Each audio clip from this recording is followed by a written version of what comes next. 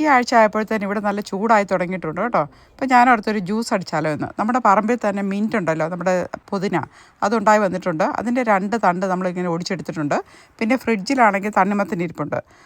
ഈ തണ്ണിമത്തനും പുതിനായും കൂടെയുള്ള ജ്യൂസ് ഉണ്ടല്ലോ, നല്ല ടേസ്റ്റാണ്, തന്നെയല്ല നല്ല റിഫ്രഷിങ്ങുമാണ്. പ്രത്യേകിച്ചും നമ്മൾ ചൂടുള്ള സമയത്ത് പുറത്തൊക്കെ പോയി വരുമ്പോൾ കുടിക്കാൻ പറ്റിയ ഒരു ജ്യൂസ് തന്നെയാണ്. അപ്പോൾ നമ്മുടെ ഫ്രിഡ്ജിൽ നല്ല തണുത്തിരിക്കുന്ന തണ്ണിമത്തൻ എടുത്തിട്ടുണ്ട്. ഇനി അത് നമുക്ക് കട്ട് ചെയ്ത് ചെറിയ കഷ്ണങ്ങളാക്കണം. എന്നിട്ട് നമ്മുടെ മിക്സിക്കകത്തിട്ട് അടിച്ചാൽ മതി. അപ്പോൾ ഇത് തണുത്തതല്ലെങ്കിൽ നമുക്ക് വേണമെങ്കിൽ കുറച്ച് ഐസ് ക്യൂബും കൂടെ ഇടാം കേട്ടോ. അപ്പോൾ ഇവിടെ ഞാനത് ചേർക്കുന്നില്ല, കാരണം ഇത് നന്നായിട്ട് തന്നെ തണുത്ത തണ്ണിമത്തനാണ്. അപ്പം നമ്മൾ കട്ട് ചെയ്ത് വെച്ചിരുന്നല്ല മിക്സിയുടെ ജാറിനകത്തോട്ട് ഇട്ട് കൊടുത്തിട്ടുണ്ട്. ഇനി അതിനകത്ത് വെള്ളമൊന്നും ഒഴിക്കരുത് കേട്ടോ, കാരണം ഇത് നമ്മൾ മിക്സിക്കകത്തിട്ട് അടിക്കുമ്പോൾ തന്നെ നല്ല ലിക്വിഡായിട്ട് വരും. അപ്പോൾ അതിനകത്ത് വേറെ വെള്ളമൊന്നും ചേർത്ത് കഴിഞ്ഞാൽ അതിൻ്റെ ആ ടേസ്റ്റ് അങ്ങ് പോകും. അപ്പോൾ അതിൻ്റെ കൂട്ടത്തിൽ നമ്മൾ കുറച്ച് ഒരു 2-3 ഇതില്ലേ മിൻറ്റ് അതും കൂടെ ചേർത്തിട്ടുണ്ട്. അതുകൂടെ ചേർത്ത് നന്നായിട്ട് അതിൻ്റെ തരിയൊന്നും ഇല്ലാത്ത വിധത്തിൽ നന്നായിട്ട് മിക്സിക്കകത്തിട്ട് അടിക്കണം. അതിൻ്റെ കൂട്ടത്തിൽ ഒരു നാരങ്ങയുടെ ജ്യൂസ് കൂടെ നമ്മൾ ഇതിനകത്തോട്ട് ചേർക്കുന്നുണ്ട്.